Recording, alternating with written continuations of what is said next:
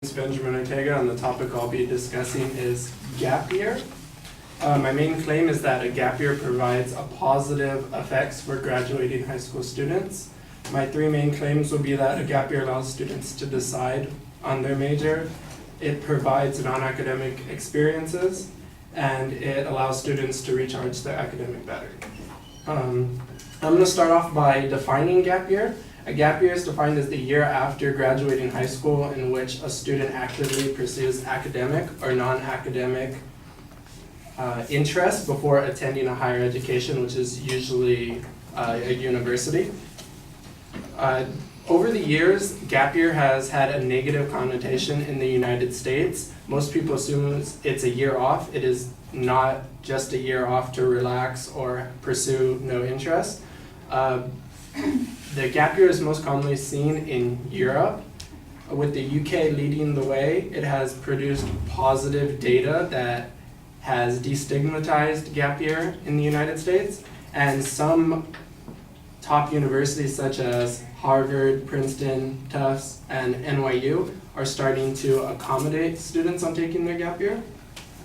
My first point is that gap year allows students to decide on their major, which for most of us, we're 17 years old and expected to decide what school we're going to go to and what major we want to pursue and what degree programs we're going to join without even knowing exactly where we wanted to end up in the end.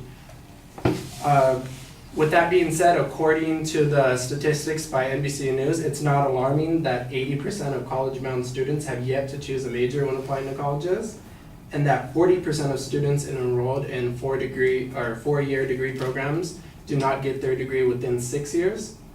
Also, 50% of students change their major at least one time or even two times within the first year, with an average public tuition of $13,833.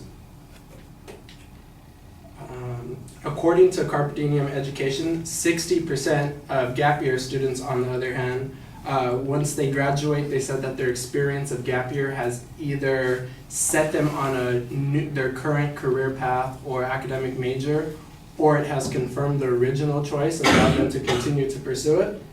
While on one hand, people may say that a student doesn't need to know their major and can just go in as undeclared and take GEs, for most majors, it is nearly impossible to pass in the typical allotted 4 years to complete your major with taking 0 core classes your first year. My second point will be that gap year allows positive non-academic experiences. Students who take a gap year are allowed to work full-time internships in interest of their study that they want to focus on. By taking these internships, it brings practical real-life experience in the actual workplace and provides contacts you may use later on in the future post-graduation.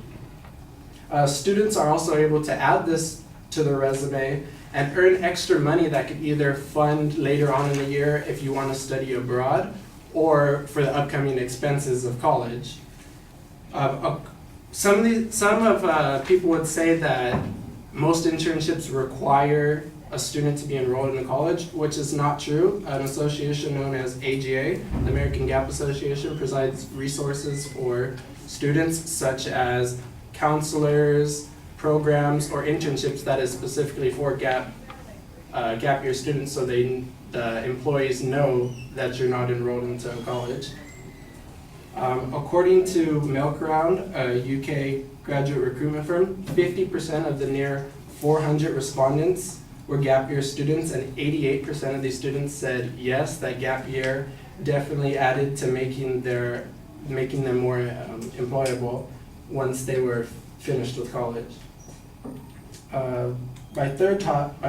First off, I discussed on deciding your major. Then I discussed on positive non-academic experiences, and my third and final topic will be that it allows students to recharge their academic battery.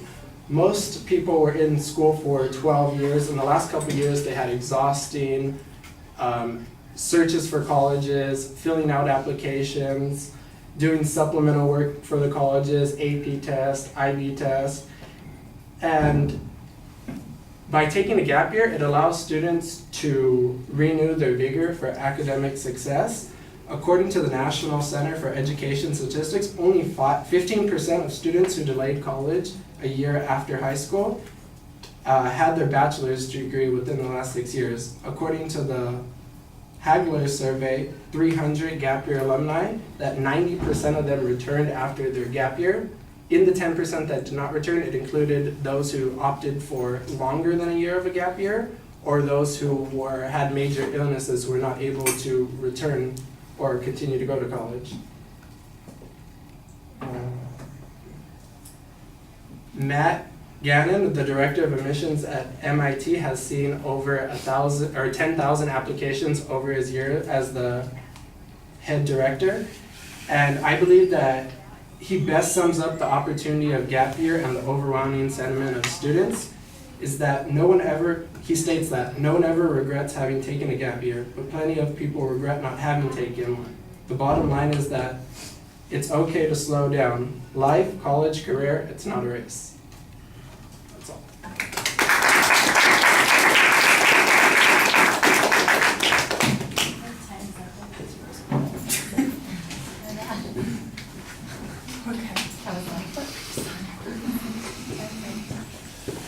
All right, Benjamin, the claim is pretty clear. The setup of the secondary points is fine.